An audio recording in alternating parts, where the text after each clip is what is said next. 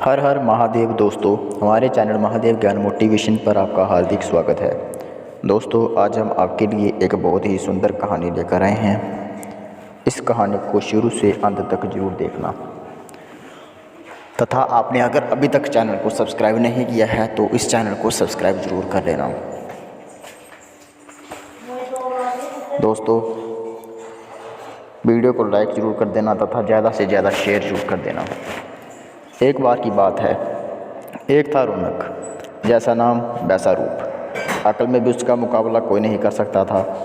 एक दिन उसने घर के बाहर बड़े बड़े अक्षरों में लिखा, यहाँ अकल बिकती है। उसका घर बीच बाजार में था।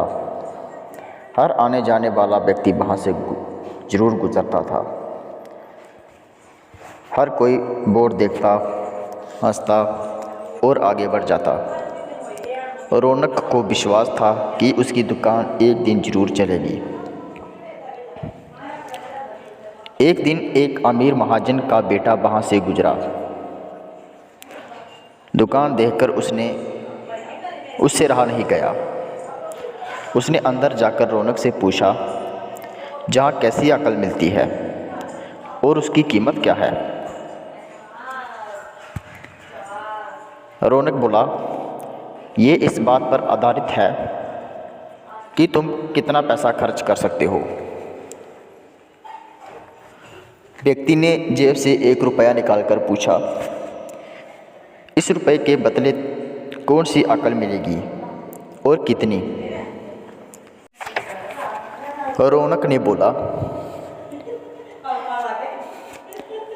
भाई 1 रुपये की अकल से तुम 1 लाख रुपया बचा सकते हो।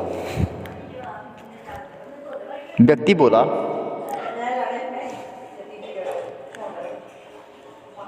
ये लो 1 रुपया।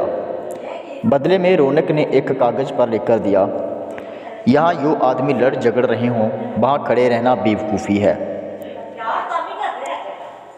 वह व्यक्ति घर पहुँचा और उसने अपने पिता को कागज़ दिखाया। कंजूस पिता ने यह कागज़ पढ़ा तो वह गुस्से से आग बबूला हो गया। उसने अपने पुत्र को कोसते हुए वह पहुंचा अकल की दुकान। कागज़ की पर्ची रौनक के सामने फेंकते हुए चिल्लाया, वह रुपया लौटा दो जो मेरे बेटे ने तुम्हें दिया था। रौनक ने कहा, ठीक है लौटा देता हूँ, लेकिन शर्त यह है कि तुम्हारा बेटा मेरी सलाह पर कभी भी अमल नहीं करेगा। कंजूस महाजन ने वादा करने पर रौनक से 1 रुपया वापस करवा दिया। उस नगर के राजा की 2 रानियां थीं।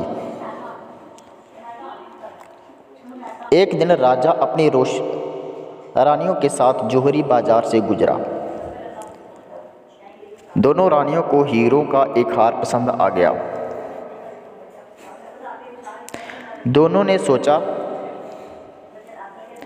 महल पहुंचकर अपनी दासी को बेचकर हार मंगवा लेंगी।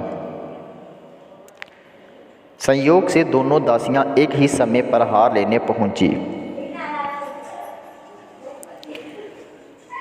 बड़ी रानी की दासी बोली, मैं बड़ी रानी की सेवा करती हूँ, इसीलिए हार मैं लेकर जाऊंगी। इस पर दूसरी बोली, पर राजा तो छोटी रानी को ज़्यादा प्यार करते हैं, इसीलिए हार पर मेरा हक है।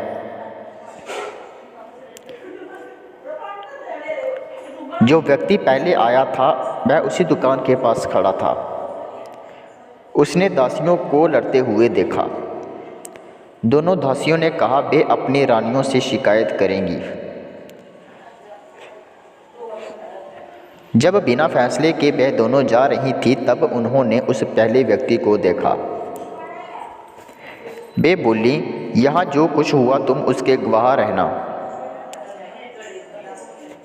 दासियों ने रानी से और रानियों ने राजा से शिकायत की। राजा ने दासियों की खबर ली।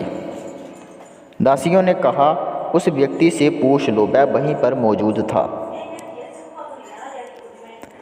तभी राजा ने कहा, बुलाओ उस व्यक्ति को गवाही के लिए, कल ही झगड़े का निपटारा होगा।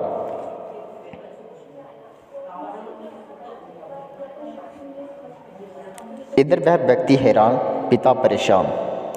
आखिर दोनों पहुँचे अक्ल की दुकान, माफ़ी मांगी और मदद भी। रौनक ने कहा, मदद तो मैं कर दूं, पर अब जो मैं अक्ल दूंगा उसकी कीमत है 5,000 रुपये। आखिर मरता क्या ना करता। कंजूस पिता के कुड़ते हुए दिए 5,000। रौनक ने अक्ल की बात दी। रौनक ने कहा कि गवाही के समय व्यक्ति पागलपन का नाटक करे और दासियों के विरुद्ध कुछ ना कहे। अगले दिन वह व्यक्ति पहुंचा दरबार में, करने लगा पागलों जैसी हरकतें।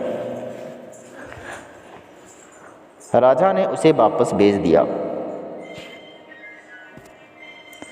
और कहा, पागल की गवाही पर भरोसा नहीं कर सकते। गवाही के अभाव में राजा ने आदेश दिया,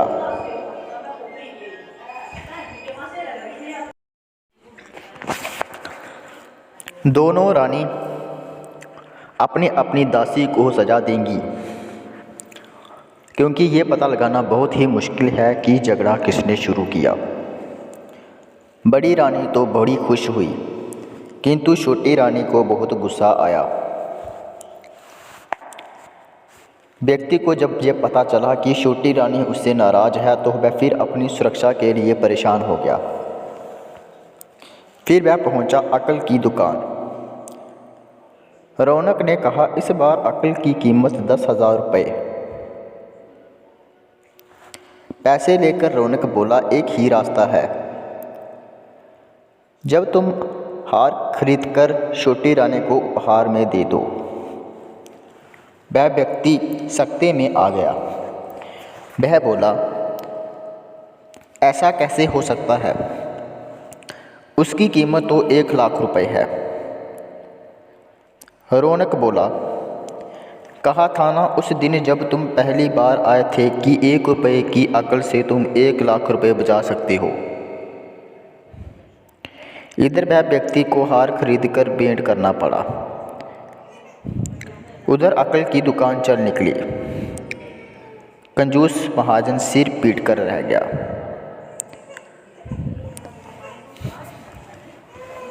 अकल की दुकान चलती ही चली गई और वह व्यक्ति हाथ मलता ही रह गया। तो दोस्तों, ये थी हमारी आज की कहानी। आपको ये कहानी कैसी लगी? अगर अच्छी लगी हो तो लाइक कर दें, शेयर भी कर दें तथा हमारे इस चैनल को सब्सक्राइब अवश्य कर लें। दोस्तों, ऐसी ही और कहानियाँ सुनने के लिए बेल आइकन को अवश्य प्रेस कर दें, ताकि आने वाली कहानियों की वीडियो डायरेक्ट आपके पास पहुंच सके।